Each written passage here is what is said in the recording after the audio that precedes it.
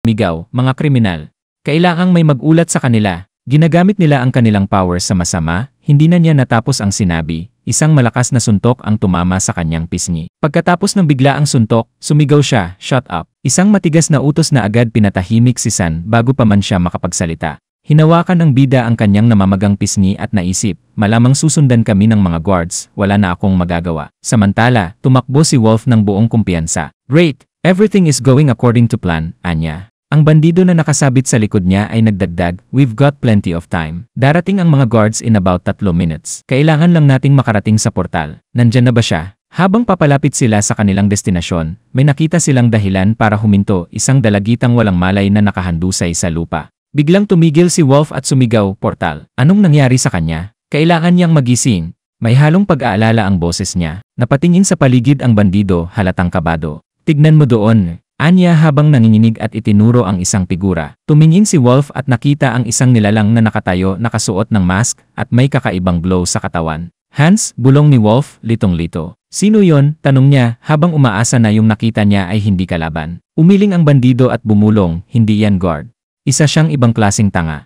Lumapit si Hans at hinawakan ang kanyang maskara. "Hindi magagawa ni Sun Han ang dapat gawin pero ang avatar ko, ibang usapan na yan," naisip niya.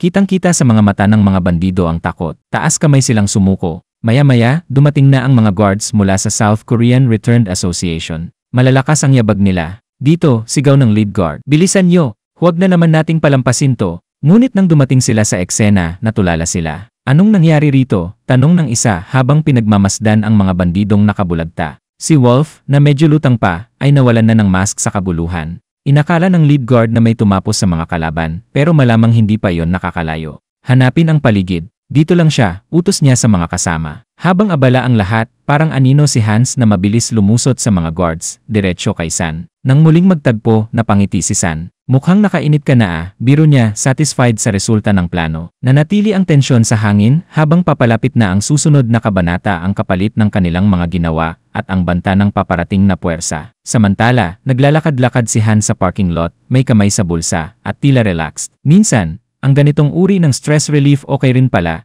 isip niya habang pinagmamasdan ang payapang paligid sa kabilang banda. Si Hans, ang kanyang second avatar na may kakaibang skill na vitality, ay nasa bungad na ng isang lungsod sa east side. Nakangiti, tinakpan niya ang mata mula sa araw. "Finally nandito na ako," sambit niya, halatang excited. Naalala niya ang mga sinabi ni Malcolm tungkol sa syudad na ito. Ngayong nakita niya ito, napagtanto niyang hindi nagsinungaling ang matanda. Habang pumapasok siya sa syudad, ngumiti siya. "Ito na ang debut ko sa ibang mundo." Pero habang pinagmamasdan ang paligid, parang may mali. "Bakit parang ang tahimik?" tanong niya sa sarili. Normal lang sa mga tao ang presensya ng estranghero.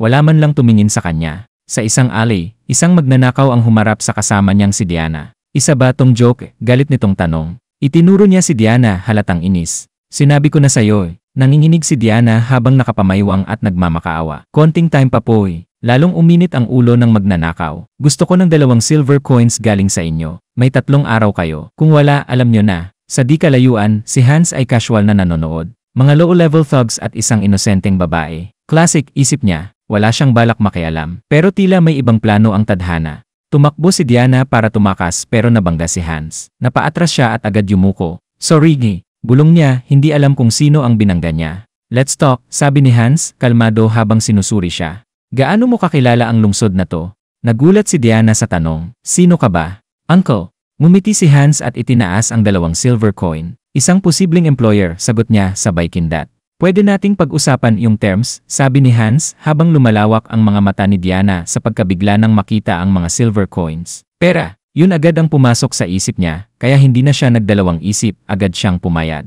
Naglakad silang dalawa sa mga kalye papunta sa isang lugar. Pagdating nila, itinuro ni Diana ang isang gusali. "Ito yung isa sa mga best na lugar dito," sabi niya, halatang proud na proud sa napili niya. "Anong tingin mo, Hans?" Tumango si Hans habang unti-unting nauunawaan ang sitwasyon ni Diana. Ramdam niya sa pananalita ng dalaga na hindi naging madali ang buhay nito. Pinagkakasya lang ni Diana ang kinikita niya para maalagaan ang kapatid niyang may sakit mula nang mamatay ang kanilang mga magulang. Nabanggit din niyang hindi niya kayang bayaran ang buwis sa lugar nila, kaya't iniabot ni Hans ang isang silver coin sa kanya. Nagniningning ang mga mata ni Diana sa tuwa. Sa bagay, sino ba naman hindi matutuwa binigyan ng coins? Sana all, di ba? "Okay," sabi ni Hans, nakangiti. "Pumunta ka agad sa akin bukas pagkagising mo. Doon natin pag-usapan sweldo mo." Mabilis na tumango si Diana at simula noon, siya na ang naging guide ni Hans kumikita ng 2 silver coins kada araw. Kinagabihan, nakahiga na si Hans sa kama ng inn, nakapatong ang mga kamay sa ilalim ng ulo, habang sinusubukang maging komportable. Sige na nga, naisip niya. Ipagpapalagay kong mabuting gawa ang ginagawa ko. Kahit na balak lang niya akong pagnakawan. Napatawa siya sa sarili at pinilit matulog, inihahanda ang sarili para sa kung anuman ang mangyari kinabukasan. Pero hindi talaga siya makatulog, ang tigas ng kama. Paulit-ulit siyang bumaling-baling, tapos biglang may narinig siyang i-achu mula sa labas. Dahil sa curiosity, tumayo siya, lumapit sa bintana at tumingin. Nanlaki ang mata niya sa nakita si Diana, nakaupo sa lupa, nakasandal sa isang kahon. Siya ba yon? Bulong niya sa sarili. Napatingala si Diana at mumiti. Hay, bati niya habang kumakaway. Anong ginagawa mo dyan? Sigaw ni Hans mula sa taas, halatang inis. Bakit mo ako hinihintay? Makalipas ang ilang sandali, magkasama na silang kumakain ng agahan. Nakakunot noo si Hans habang kumakain. Wag mo nang ulitin yon, seryoso niyang sabi. Next time, hintayin mo na lang pagtanghali na. Tumango si Diana habang umunguya. Yes, uncle. Napalingon agad si Hans. Ilang beses ko bang sinabi, wag mo akong tawaging uncle, iritadong sagot niya. Tumingin si Diana sa kanya, tapos sa tinapay sa plato nito. Busog ka na? Tanong niya. Sagot ni Hans.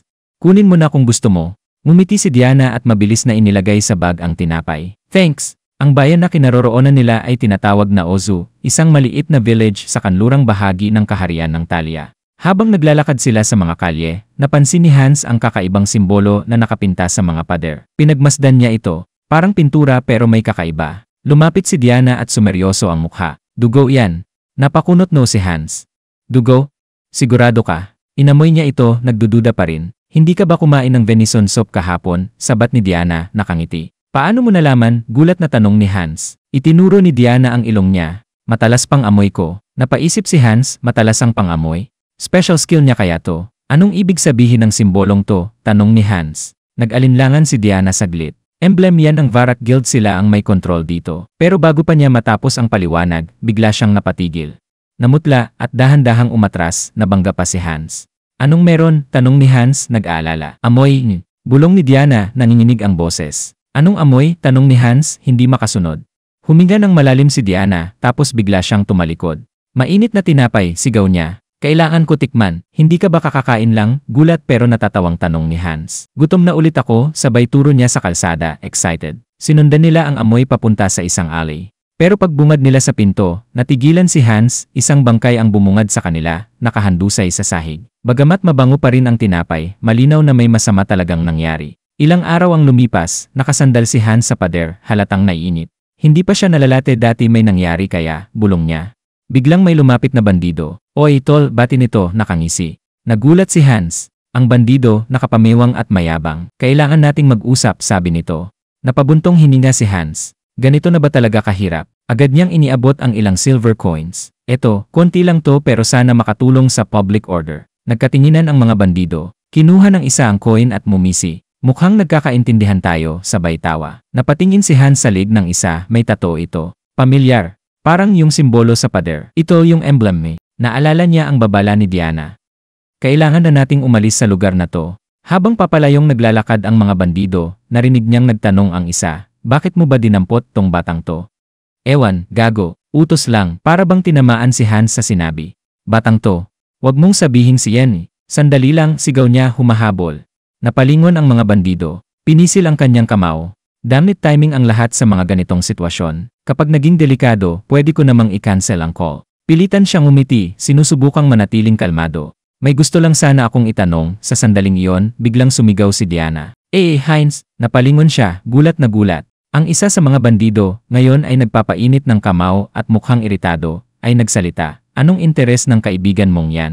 Napakamot si Heinz, pilit na nagiging magaan ang usapan. Yung pilak na ibinigay ko sapat na ba yon? Makaraan ng ilang sandali, bumalik ang isa sa mga bandido na may dalang bag. Kinuha nila lahat, anya, parang wala lang, saka inihagis ang bag sa gilid. Tumalikod siya kay Heinz, at ang mukha niya ay biglang seryoso. Nasaan na yung natitira? Matagal ka na naming hinihintay. Matalim ang titig ni Heinz. Alam mo ba kung magkano talaga yung binigay ko? Biglang lumungkot ang mukha ni Diana at nagsimulang pumatak ang kanyang mga luha. Nawawala ang kapatid kong lalaki, hikbi niya, nanginginig ang boses. Kakagaling pa lang niya. Nakakakain na siya ulit pero ngayon, hindi ko na siya mahanap. Mabilis ang pagtakbo ng isip ni Heinz, naalala ang usapan na narinig niya sa pagitan ng mga bandido. Pwede kayang siya yon si Varrock? Tanong niya, may halong hinala. Tumingala si Diana, kitang-kita ang takot sa kanyang mukha. Hindi bulong niya, umiling sa kawalan. Napakunot noo si Heinz at marahang tinanong, anong ibig mong sabihin? Patuloy ang pagpatak ng luha ni Diana. Kinuha talaga nila siya, sambit niya. Kung sasaktan nila si Aaron mamamatay siya. Bumigat ang dibdib ni Heinz habang pinapanood siyang gumuho sa harap niya. Lumuhod siya sa tabi nito, tinangkang aliwin siya sa abot ng kanyang makakaya. Huwag kang masyadong mag-alala, mahina niyang sabi. Kung ransom ang gusto nila, babayaran ko. Hindi ka nag-iisa. Ngunit si Diana, halos pabulong, ay tila hindi makapaniwala. Kinuha talaga nila siya mamamatay si Aaron. Tumibok ng malakas ang puso ni Heinz. Ang sinabi ni Diana ay tila malamig na dago. Dugo, bulong niya, hindi makapaniwala. Bakit dugo? Habang nanginginig pa rin, nakaupo na si Diana. Ang lungsod na to, mahina niyang sinabi. Warehouse ito ng mga buhay na blood bags para sa mga vampira. Napaatras ang isip ni Heinz, hindi makapaniwala sa bigat ng revelasyon. Biglang may boses mula sa itaas, isang vampira ang nakatayo sa bubong, silweta sa ilalim ng papalubog na araw. Amoy na amoy ang dark mana, ani nito na may malupit na ngisi. Pinatay ba nila ang isa't isa para sa fragment ng Immortal King? Sayang naman.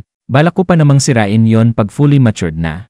Ang ngiti ay mas lalong lumawak. Madali lang hanapin ang magnanakaw. Habang sinusubukan pa ni Heinz na intindihin ang kakaibang sitwasyon, tumingin siya kay Diana, litong-lito. Vampira. Tumango si Diana habang umaagos pa rin ang luha. Mga vampira. Ang Varala at lahat ng organisasyon dito sa lungsod, lahat pinapatakbo ng mga vampira. Kahit makatakas ka pa, hindi ka makakaligtas. Magkakaugnay silang lahat at hahabulin nila tayo. Tinakpan ni Diana ang mukha niya at umiyak. Sinusubukan naming magtiis pero isa-isa na lang kaming nawawala. Sa huli alam ko na ang mangyayari sa amin. Hinawakan ni Heinz ang kanyang mukha, pinilit na ipatingin ito sa kanya. Makinig ka, matatag ang boses niya. Kung totoo ang sinasabi mo, wala na tayong oras.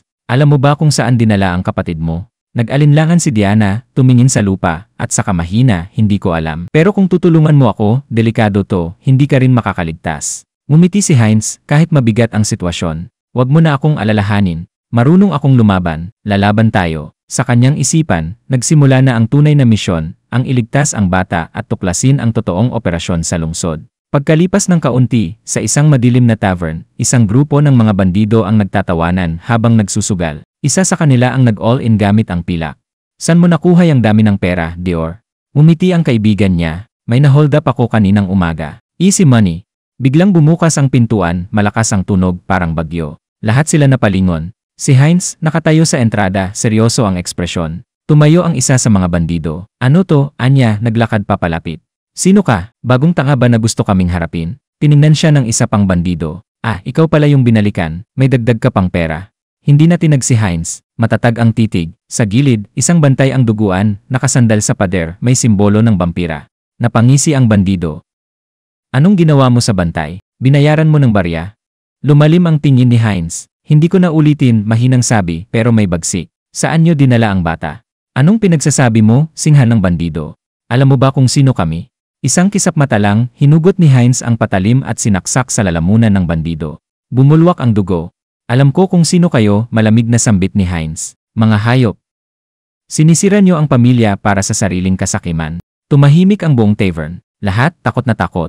Nakatayo si Heinz sa gitna ng mga bangkay. May sugat siya sa balikat, pero hindi siya natinag. Mas marami pang kalaban. Ang dami nyo naman, bulong niya. Isa-isa niyang pinatumba ang mga ito. Pati magic tools niya ginamit. May bumabang bandido ulit. Anong kaguluhan to? Sigaw nila. Sabay narinig ang mga sigawan sa itaas. Palala ng palala ang gulo. Wala pang isang oras, halos wala nang natira kundi si Heinz, hingal at dugo. Pinindot niya ang ulo ng huling bandido. Saan ang batang dinala nyo? Umungol ito, galit pa rin. Hindi kita sasabihan. Wala kang alam sa totoong lakas ng kalaban mo. Wala akong pakialam kung sino sila, malamig ang sagot ni Heinz. Makikita ko ang bata at wawasakin ko ang laro ninyong lahat. Nasa ilalim ng paa ni Heinz ang bandido, pero hindi siya bibigyan ng kahit kaunting luwag. Yumuko si Heinz, mas lumapit, at pabulong niyang sinabi, sabihin mo kung nasaan siya, at magiging mabilis lang to, kung hindi tignan natin kung gaano kakatagal-tatagal. Gumalit ang bandido, naggangalit ang mga ngipin, pero nakita ni Heinz ang takot sa kanyang mga mata. Kahit nagpapakatapang siya, halata ang kaba. Hindi ko alam kung saan nila dinala, sigaw ng bandido, pero yung leader namin, siya ang may alam sa lahat. May taguan siya malapit sa lumang gilingan, Old Mill. Doon ka pumunta kung gusto mong makita ang bata. Nagmatalim ang tingin ni Heinz. Sa gilingan. Got it, T. Tumayo siya, tinanggal ang paa mula sa ulo ng bandido, at tumalikod patungong pintuan. Tapos na to, sabi niya sa sarili. Sobra na ang kinuha nila sa bayang to, panahon na para tapusin lahat. Iniwan niya ang tavern, mabigat ang misyon sa balikat niya, wala nang atrasan. Ilang sandali pa, binuksan ni Hines ang isang pinto at nakita ang batang nakaupo sa sahig. Ikaw ba si Aaron? Tanong niya. Nanginginig sa takot, tinakpan ni Aaron ang kanyang ulo, namamanhik ng awa. Lumuhod ang avatar, iniabot ang kamay. Huwag kang matakot. Nakiusap ang ate mo na iligtas ka. Gulong-gulo, nagtanong si Aaron, kilala mo ba ang ate ko? Sa sandaling iyon, may vampira na nasa anyong paniki ang lumipad papasok. Pagharap ni Hines kay Aaron, kumpirmado na. Tutu, ipaliwanag ko lahat pagligtas na tayo. Pero kailangan na nating umalis. Lumapag ang vampira sa bintana, nagbagong anyo, ngayon ay tao. Galit na tumitig kay Hines. Sino ka? Ang lakas ng loob mong hawakan ang pagkain ko sa mismong restaurant ko. Napahinto si Hines, may kakaibang presensya sa likod niya. Galing ka ba sa mga suwel na sumpa, oath of disobedience, pang-aasar ng vampira habang lumalapit? O baka naman kapatid ka ng batang to? Alam mo ba ang kapalit ng pagsuway sa amin? Ngumiti si Hines, kalmado pa rin. Ako, isang outsider lang na ninakawan ng mga tauhan mo. Nagkataon lang na tinulungan ko ang batang to, hinaharangan si Aaron. Puro coincidence lang to, inilahad ng vampira ang kamay, tumaas ang kilay. Coincidence? Ang boring naman. Gusto ko yung masigla ang pagkain. Kaya pareho kayong mamamatay dito. Nagpakawala siya ng magic projectile, nawasak ang paligid. Niyakap ni Hines si Aaron, sinigawan, takbo. Nasa sahig na ngayon si Hines, nababalutan ng natapong alak. Hindal siya. Napatingin sa paligid. Alak may bariles ba to? Hinaplos ang ulo ni Aaron. Ayos ka lang. Makinig ka. Kailangan mo nang tumakbo palabas. Ngayon na. Lumapag ang vampira malapit. Nakailag ka. Mas mabilis ka pala kaysa inaasahan. Tamang pampagana bago kumain. Sumugod ang vampira, nakaabang ang mga kuko. Itinulak ni Hines si Aaron. Takbo. Huwag kang lilingon.